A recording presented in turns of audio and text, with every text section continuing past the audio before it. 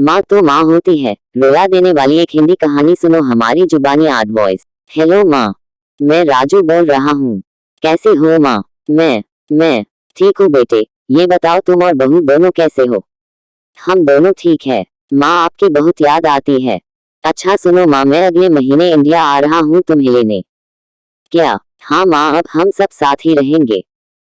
नीतू कह रही थी माजी को अमेरिका ले आओ, वहाँ अकेली बहुत परेशान हो रही होंगी। हेलो, सुन रही हो माँ? हाँ हाँ बेटे। बूढ़ी आंखों से खुशी की अश्रुधारा बह निकली। बेटे और बहू का प्यार नस नस में दौड़ने लगा। जीवन के 70 साल गुजार चुकी सावित्री ने जल्दी से अपने पल्लू से आंसू पोंछे और बेटे से बात करने लगी। पूरे 2 साल बाद बेटा घर आ रहा था। बूढ़ी सावित्री ने मोहल्ले भर में दौड़ दौड़ कर ये खबर सबको सुना दी।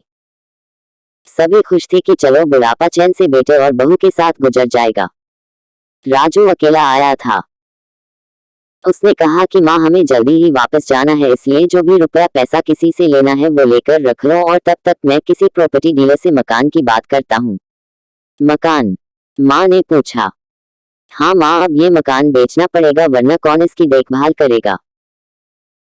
हम सब तो अब अमेरिका में ही रहेंगे। बूढ़ी आंखों ने मकान के कोने कोने को ऐसे निहारा जैसे किसी अबोध बच्चे को सहला रही हो। आनन फानन और औने पौने दाम में राजू ने मकान बेच दिया। सावित्री देवी ने वो जरूरी सामान समेटा जिससे उनको बहुत ज्यादा लगाव था। राजू टैक्सी मंगवा चुका था। एयरपोर्ट पहुंचकर राजू ने कहा, माँ तुम यहाँ बैठो, मैं अंदर जाकर सामान की जांच और बोर्डिंग और वीजा का काम निपटा लेता हूँ। ठीक है बेटे। सावित्री देवी वही पास की बेंच पर बैठ गई। काफी समय बीत चुका था। बाहर बैठी सावित्री देवी बार बार उस दरवाजे की तरफ देख रही थी जिसमें राजू गया था, लेकिन अभी तक बाहर नहीं आया। शायद अंदर बहुत भीड़ होगी सोचकर बूढ़ी आंखें फिर से टकटकी लगाए देखने लगती।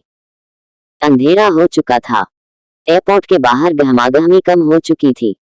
माँ जी किससे मिलना है? एक कर्मचारी ने वृद्धा से पूछा। मेरा बेटा अंदर गया था टिकट लेने। वो मुझे अमेरिका लेकर जा रहा है, सावित्री देवी ने घबराकर कहा। लेकिन अंदर तो कोई पैसेंजर नहीं है, अमेरिका जाने वाली फ्लाइट तो दोपहर में ही चली गई। क्या नाम था आपके बेटे का? कर्मचारी ने सवाल किया। राजू।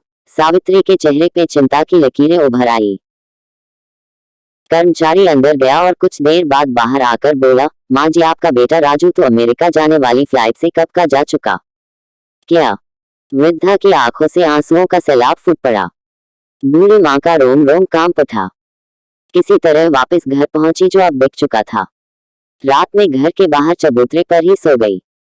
सुबह हुई तो दयालु मकान मालिक ने एक कमरा रहने को दे दिया। पति की पेंशन से घर का किराया और खाने का काम चलने लगा। समय गुजरने लगा। एक दिन मकान मालिक ने वृद्धा से पूछा, माँ जी क्यों नहीं आप अपने किसी रिश्तेदार के यहाँ चली जाए, अब आपकी उम्र भी बहुत हो गई, अकेली कब तक रह पाएंगी। हाँ चली तो जाऊं, लेकिन कल को मेरा बेटा आया तो यहाँ फिर कौन उसका ख्याल रखेगा। आंख से आंसू आने लग गए। दोस्तों आपसे विनती है कि माँ बाप का दिल कभी मत दुखाना। हमें इस कहानी यह शिक्षा मिलती है कि माँ का दिल सबसे बड़ा होता है, अपने बच्चों की हमेशा चिंता करती है, कितनी ही बड़ी गलती की हो।